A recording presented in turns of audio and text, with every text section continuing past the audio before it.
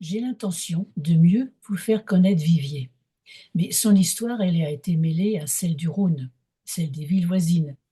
Alors aujourd'hui, je vous emmènerai vers celle qui est en face. Nous allons traverser le Rhône pour aller à Châteauneuf-du-Rhône. Alors ce fleuve, il a été vecteur d'idées, de connaissances, de commerce, mais aussi un fleuve redouté à cause de ses crues incessantes, et puis aussi à cause de l'arrivée des invasions ennemies.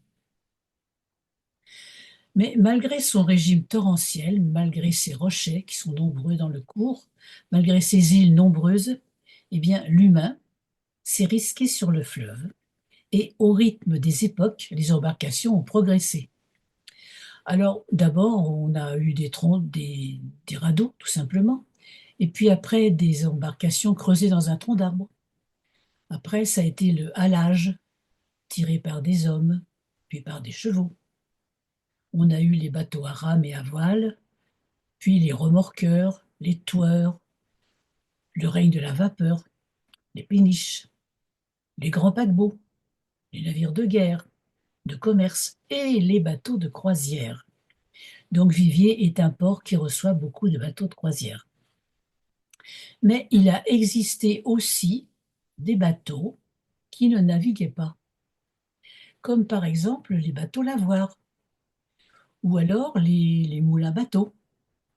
Alors les moulins bateaux, en fait, ils étaient amarrés à la rive et c'était la force du courant qui entraînait une roue et un système plus ou moins perfectionné afin d'écraser, de moudre, que ce soit du grain, des noix, de la chaux ou de la pierre.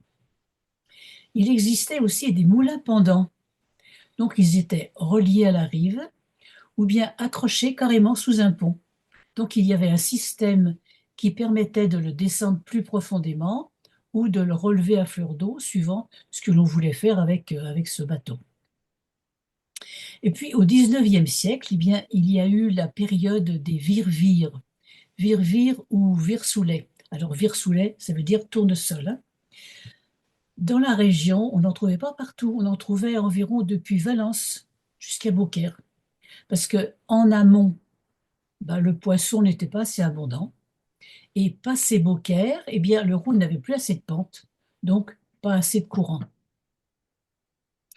Alors ces virvires, ils ont été construits à cette époque en bois ou en fer, et bien sûr, ils n'ont pas résisté à l'usure du temps. Ils ont disparu, les uns après les autres.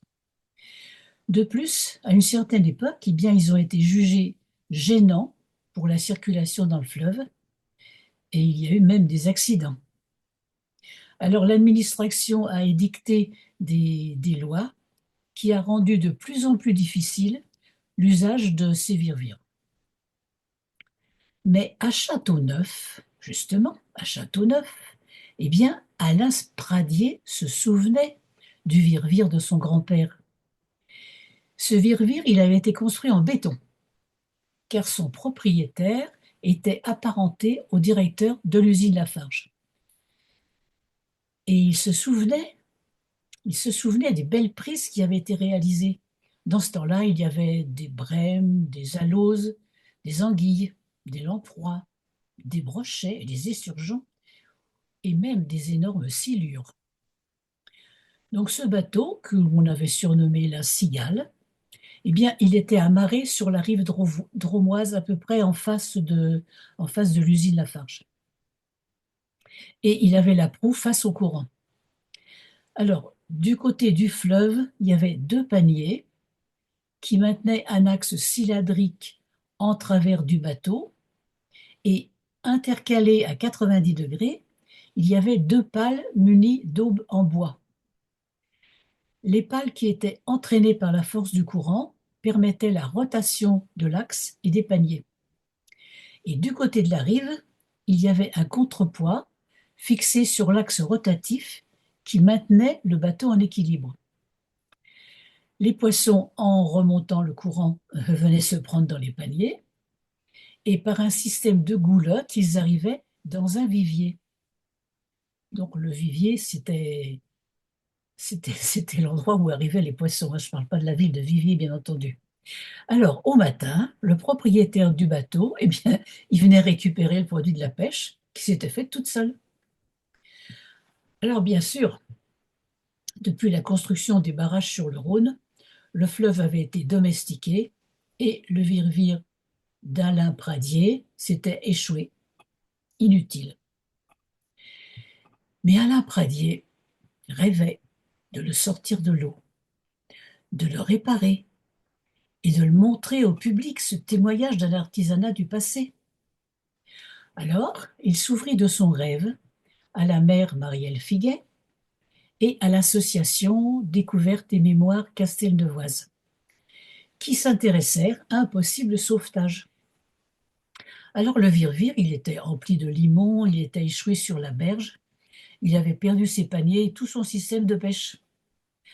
Alors avec 1000 précautions, déjà ils ont abattu des arbres pour pouvoir le sortir, et puis il a été hissé sur un camion porteur et transporté dans un hangar où plusieurs amis, qui étaient de bons bricoleurs, l'ont ramené à sa physionomie première.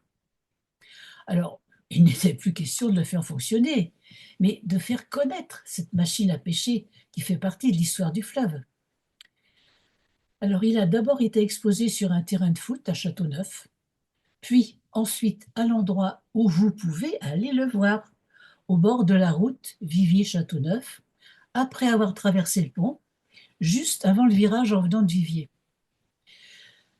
Malheureusement, les visiteurs sont rares. J'y passe très souvent et il est très rare que je vois une voiture arrêtée. Et puis, un arrêt au dernier moment, ce serait plutôt générateur d'accidents.